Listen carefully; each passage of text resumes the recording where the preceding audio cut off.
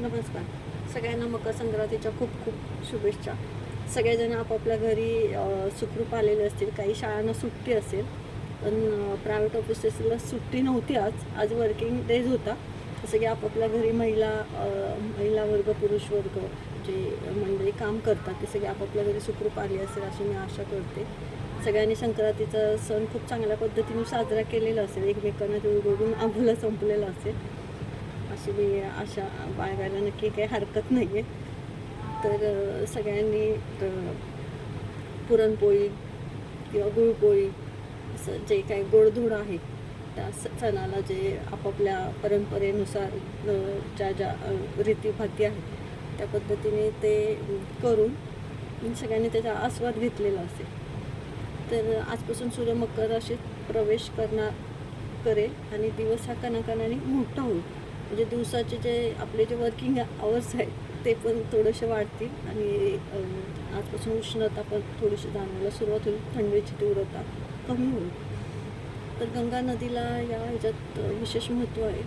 गंगा किंवा कुठली पवित्र नदी आहे त्यात स्नान करून जे दान करतात त्या दानांना विशेष महत्त्व आहे. जे तुम्ही देता दान तेच तुम्हाला परत येतं.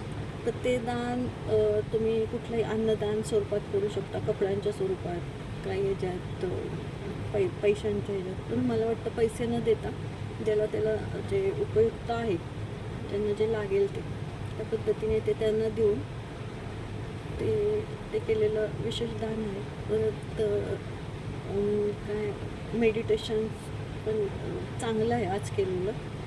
म्हणजे रोजच मेडिटेशन करा असं नाही आहे की आजच केलं पाहिजे. तर मेडिटेशननी मनाला एक वेगळी शांतता आणि स्थैर्य लाभतं आणि आपली जी डिसिजन करण्याची क्षमता आहे ती वाढते. आपण गोंधळून जात नाही मेडिटेशनने आणि छान वाटतं, मनाला प्रसन्न वाटतं, शांत वाटतं आणि ते आपल्याला एका थोडं म्हणजे रोज ज्यांना खूप वेळ बसायला मेडिटेशनला जमत नाही त्यांनी थोडा वेळ ते रोज थोड्या पद्धतीने करून ते वाढवा.